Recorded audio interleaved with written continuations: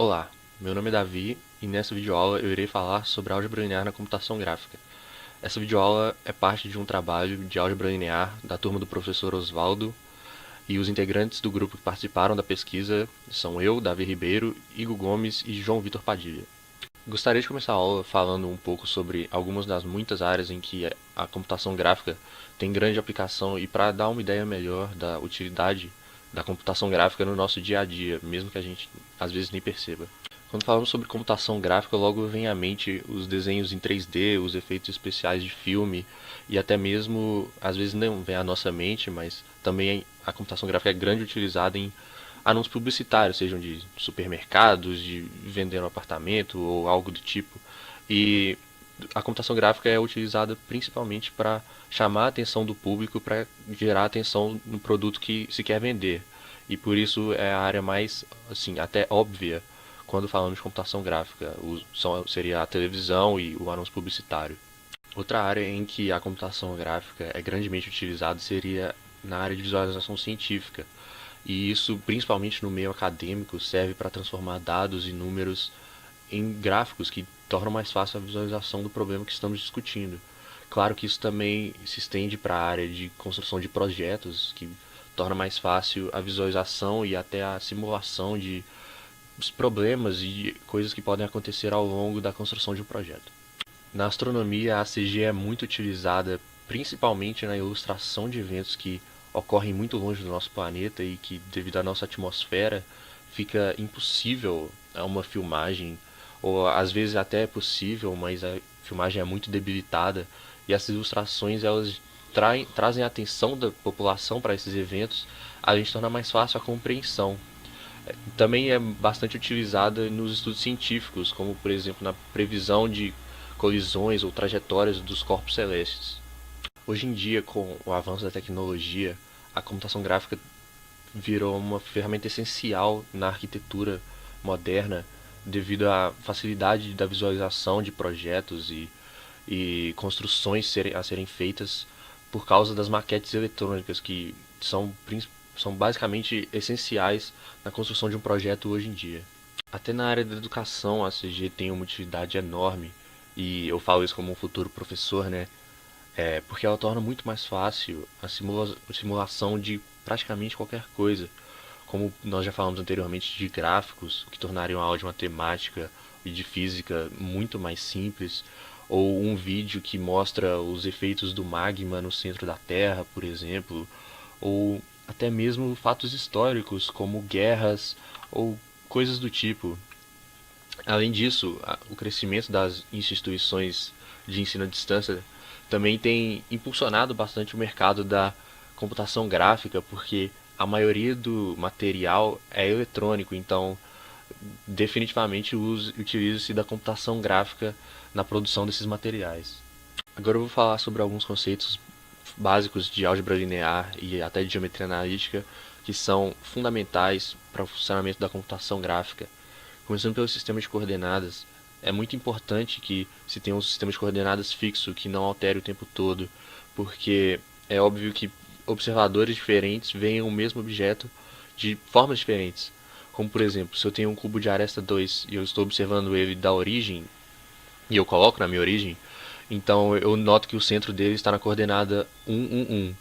Porém, se eu altero a minha origem, agora, por exemplo, eu transladei o eixo X, é, é notável que o centro dele agora está na coordenada 0, 1, 1. Também é importante a orientação do seu sistema de coordenadas. Normalmente utiliza-se a regra da mão direita, em que você gira sua mão em torno do eixo Z, indo do X positivo para o Y positivo, com o polegar apontando para o eixo Z. A orientação mais comum é a orientação left-handed, ou a orientação canhota, em que o seu polegar, né, usando a regra da mão direita, está apontando para o Z negativo. Quando a gente está falando de computação gráfica, também é importante perceber que a gente quer transmitir qualquer tipo de imagem de uma maneira fácil de ver em monitores bidimensionais. E claro que isso inclui imagens tridimensionais, como por exemplo filmagens e efeitos 3D e etc.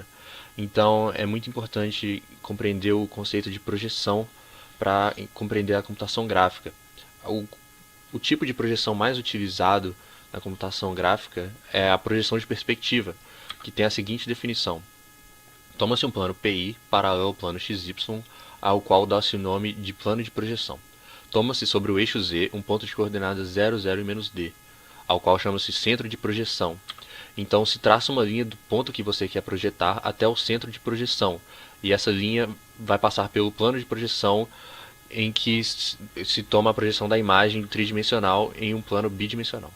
Outro conceito importantíssimo na computação gráfica são as transformações lineares, que elas são utilizadas em todo tipo de coisa, como por exemplo na edição de imagens, em jogos 3D e etc.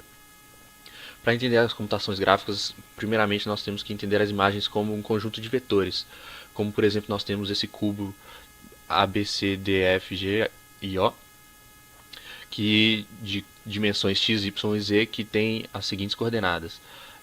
Para realizarmos a transformação linear, nós devemos entender esse conjunto de vetores como uma matriz, em que se pega as coordenadas das imagens e transformamos e colocamos ela como vetores colunas de uma matriz.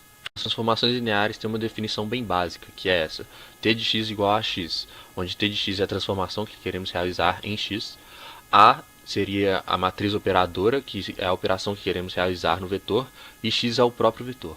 As transformações também possuem duas propriedades importantes. Primeiro é a propriedade associativa, em que uma transformação de um vetor u mais um vetor v é igual à transformação de um vetor u mais a transformação do vetor v. Também a propriedade escalar, em que a transformação de um vetor multiplicado por um escalar é igual à multiplicação entre um escalar e a transformação do próprio vetor.